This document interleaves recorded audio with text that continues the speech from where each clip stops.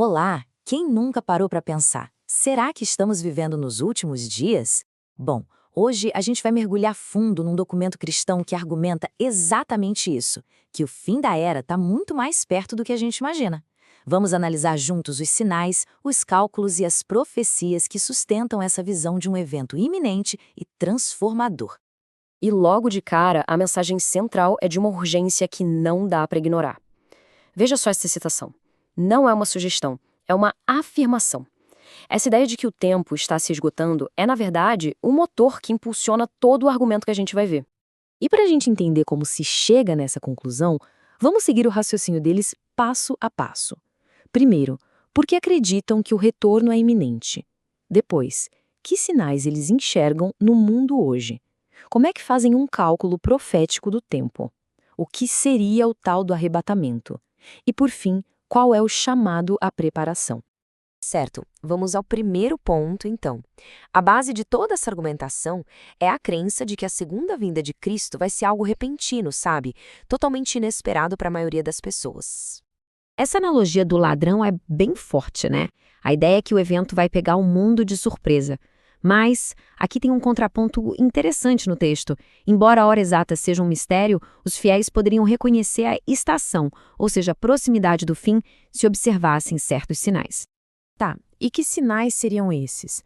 A segunda parte do argumento é justamente essa, que as evidências dessa estação já estariam por toda parte. O documento olha para as questões sociais e globais de hoje e as interpreta como provas bem concretas.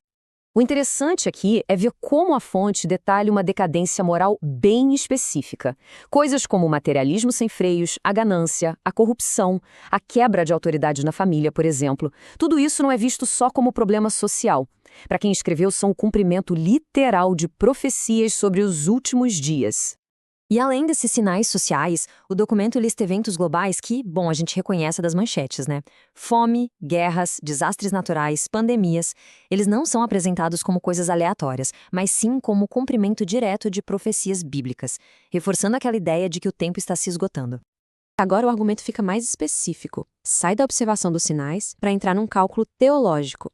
A fonte apresenta uma interpretação da história humana que coloca nossa geração, especificamente, como a última. E isso com base num suposto plano divino de 6.000 anos. A lógica aqui é a seguinte: a história humana seria dividida por Deus em 3 grandes períodos de 2.000 anos cada. O primeiro, de Adão até Abraão. O segundo, de Abraão até a primeira vinda de Cristo. E o terceiro e último, que estaria se encerrando justamente na nossa era, para dar lugar a um novo milênio de descanso. Mas olha só, apesar de todos os outros sinais, o texto eleva um evento histórico específico acima de todos os outros. É descrito como a prova definitiva, sabe? A peça final do quebra-cabeça que confirmaria que a contagem regressiva final já começou. E esse evento é a restauração do Estado de Israel em 1948. Para o autor do documento, este é o sinal supremo.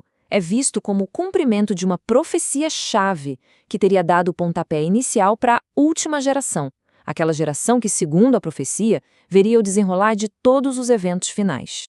Com o cenário todo montado e o tempo já calculado, vamos agora para o clímax da profecia, o evento em si conhecido como arrebatamento, o momento em que os fiéis seriam levados da terra, segundo os detalhes da fonte. A fonte descreve uma sequência de eventos, assim, incrivelmente dramática. Tudo começa com a descida de Cristo e o som da trombeta de Deus. Imediatamente, os que morreram na fé ressuscitam. E então, num piscar de olhos, os crentes que estiverem vivos são elevados para encontrar Cristo nos céus. O ponto crucial aqui é que o resultado desse evento depende totalmente da preparação de cada um. O documento apresenta 2 destinos opostos. De um lado, um encontro glorioso para os que estavam vigilantes. Do outro, o que é descrito como tormento eterno para os despreparados. As consequências, segundo essa visão, são eternas. E isso nos leva à parte final, a parte mais prática desta análise. Diante de uma profecia tão urgente, quais são as instruções concretas que são dadas aos crentes? O que significa, na prática, estar preparado? A preparação, então, é definida como uma purificação moral e espiritual. Citando as Escrituras, a fonte lista uma série de comportamentos a serem abandonados. A mensagem é bem direta. A prontidão espiritual exige uma ruptura ativa com o pecado, porque, segundo essa visão, só assim é possível herdar o reino de Deus. E assim a gente conclui esta análise. O que fica é uma reflexão poderosa sobre como textos proféticos, mesmo tão antigos, continuam até hoje a influenciar profundamente a visão de mundo, a interpretação de eventos e as escolhas de vida de milhões de pessoas. Fica a pergunta no ar: de que maneiras essas profecias continuam a moldar o nosso mundo hoje?